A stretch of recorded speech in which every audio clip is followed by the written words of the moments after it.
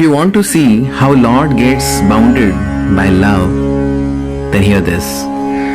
Namamishwaram Sac-cid-ananda Rupa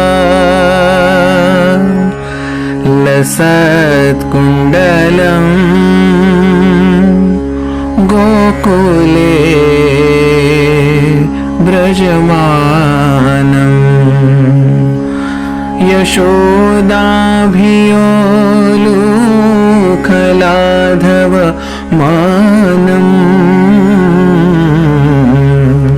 Parambrishchamatyanta Todrutya Gopya.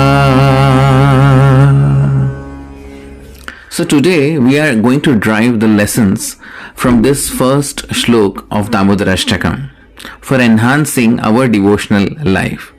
The first verse of Damodar Ashtakam offers a glimpse into the playful yet profound relationship between Lord Krishna and his devotees. As we meditate on this beautiful scene, we can extract valuable lessons that not only will deepen our devotion but also guide us towards a more meaningful spiritual life. We'll explore 3 essential lessons from this verse and how to practically apply them in our daily lives to please Hari, Guru and Vaishnavas. First lesson, surrender to the divine play. See, the Lord's form is an embodiment of eternal bliss, knowledge and existence. And this reminds us that He is the ultimate source of wisdom and joy. And that's why we must surrender to His divine will. Recognizing that everything He does has a purpose, even when we don't understand it.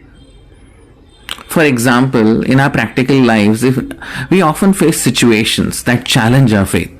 Surrendering to the divine play means trusting in Krishna's wisdom, even during hardships. And to cultivate this surrender, devotees can practice regular chanting of Hare Krishna Mahamantra and reflect on Krishna's pastimes, like how he dealt in his leelas with the devotees for bringing them up and elevating them up. By doing so, they remind themselves that Krishna orchestrates everything for ultimate good of his devotees, offering all our joys and struggles to Krishna and accepting everything as his mercy allows us to live in harmony with his divine plan. So this is the first lesson. Second is divine love conquers all. See, despite being Supreme Lord, Krishna allows himself to be bound by his mother's love. That's amazing. This teaches us that no amount of knowledge or power can win over God, but pure loving devotion can bind even the Almighty. In our devotional practices also, we often strive for intellectual understanding or ritual perfection. While these are important, but they are secondary to cultivating pure love for Krishna. Devotees can nurture this love by performing simple heartfelt acts of service, like offering flowers, singing kirtans with the family members or with the devotees, or caring for the temple and the deities, even at our home with love and attention. Even small actions, when done with genuine affection, can deepen our relationship with the Lord. And additionally, showing that love and care to the fellow devotees Vaishnavas as manifestations of Krishna helps to increase this divine love in practical everyday interactions. Third lesson is the power of humility. The image of Lord, the Supreme Personality of Godhead Krishna, running in fear of his mother's chastisement, teaches us the power of humility. The Lord humbles himself before his devotees, reminding us that humility is the key virtue in the spiritual life. To embody humility in our devotional life, we must learn to serve others selflessly and accept our limitations also. It's a very important thing. And one way we can do this, by regularly offering respects to senior devotees, to the devotees around us, and seeking guidance from gurus, the senior devotees, and serving them with a humble heart.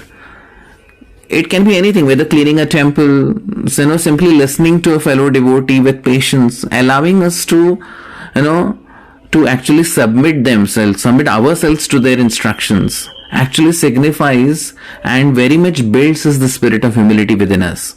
By remembering that everything we achieve is by Krishna's mercy, we remain grounded And often, we can open up the deeper spiritual growth. So in conclusion, by surrendering to Krishna's divine play, cultivating pure love and practicing humility, we can align our lives with the principles of bhakti.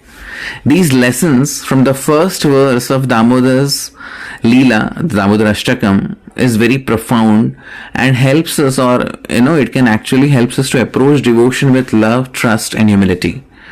And when we live by these principles, we not only please the Lord, but also bring joy to our spiritual teachers, Guru and fellow Vaishnavas.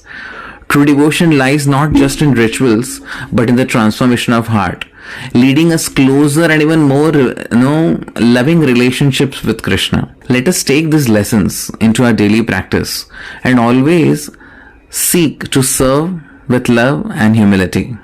And in doing so, bring ourselves even closer to Lord Krishna and the devotees. Thank you so much. Hare Krishna.